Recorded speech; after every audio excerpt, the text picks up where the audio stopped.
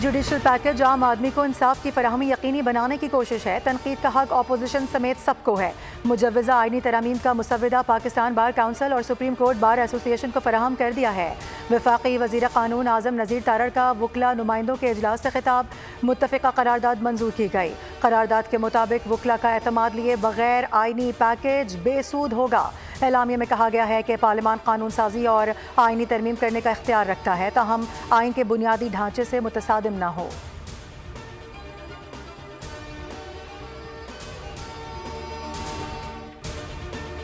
اسلام آباد high court نے election commission کا ٹریبیونل تبدیلی کا آرڈر کالعدم قرار دے دیا۔ چیف جسٹس عامر فاروق نے کیس کا محفوظ فیصلہ سنا دیا۔ عدالت نے جسٹس طارق محمود جہانگیری کو تبدیل کرنے کا الیکشن کمیشن کا حکم کالعدم قرار دیا۔ اسلام آباد سے قومی اسمبلی کے تینوں حلقوں میں مبینہ دھاندلی کا کیس جسٹس طارق محمود جہانگیری ہی سنیں گے۔ شعیب شاہین، عامر مغل اور علی بخاری نے ٹریبیونل تبدیلی کے خلاف درخواستیں دائر کی تھیں۔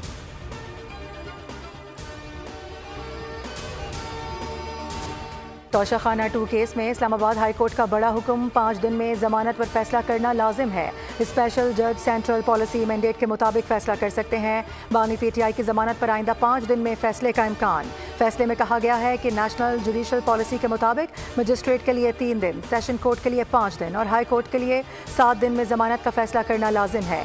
درخواست گزار کے مطابق ان کی درخواست ضمانت بغیر وجہ التوا کا شکار ہے۔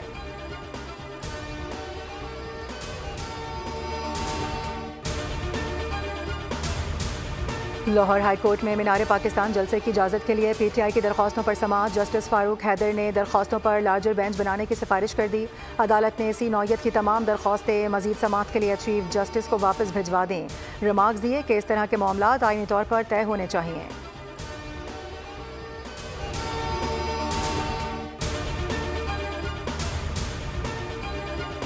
ملک کی معیشت بہتری کی جانب گامزن ہے۔ ایک سیاسی ٹولہ ملک میں مایوسی پھیلانے کی کوشش کر رہا ہے۔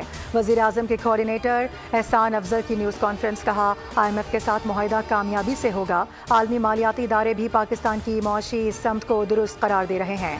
برآمدات کے شعبے میں نمایاں بہتری آئی ہے۔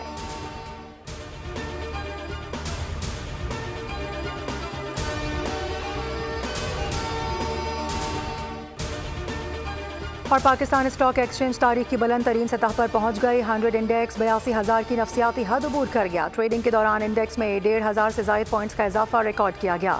دوسری جانب انٹر بینک میں ڈالر کی قدر میں مسلسل 7ویں روز کمی ریکارڈ کی جا رہی ہے۔ آج انٹر بینک میں امریکی ڈالر کی قدر میں 24 پیسے کمی کے بعد ڈالر 277.80 پر آ گیا۔